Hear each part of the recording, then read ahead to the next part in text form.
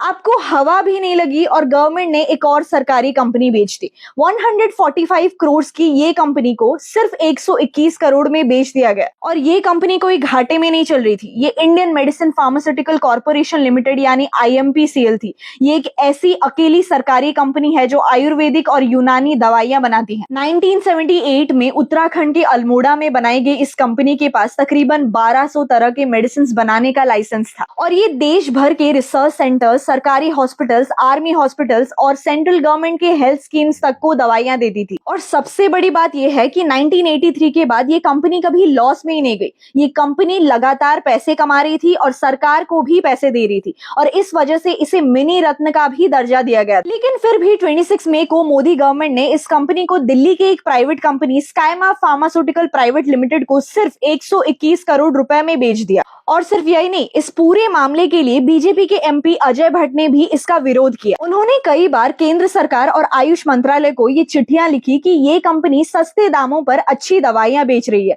और अगर ये कंपनी बिक गई तो यहाँ के लोगों की नौकरियों पर असर पड़ेगा। लेकिन सितंबर 2024 में आयुष मंत्रालय के सेक्रेटरी ने अजय भट्ट को खुद ये चिट्ठी लिखकर बताई कि गवर्नमेंट इस कंपनी को बेचने का कोई प्लान नहीं कर रही। और जहां एक तरफ लोगों को ये बताया जा रहा था, दूसरी तरफ इस कंपनी को बेचने का प्लान कंटिन्यू रखा गया और आखिर में 100% हिस्सेदारी और पूरा मैनेजमेंट एक प्राइवेट कंपनी को दे दिया गया। कई लोगों ने सवाल उठाए, कई नेताओं ने चिट्ठियां लिखी, लेकिन उनका फैसला नहीं बदला। पर यहाँ सवाल सिर्फ IMPCL का नहीं है। सवाल ये है कि एक ऐसी कंपनी जो लगातार प्रॉफिट कमा रही थी, उसे क्यों बेचा गया और कल किसकी बारी है? इसका फायदा किसको हुआ और इसका जवाब हमें कौन देगा?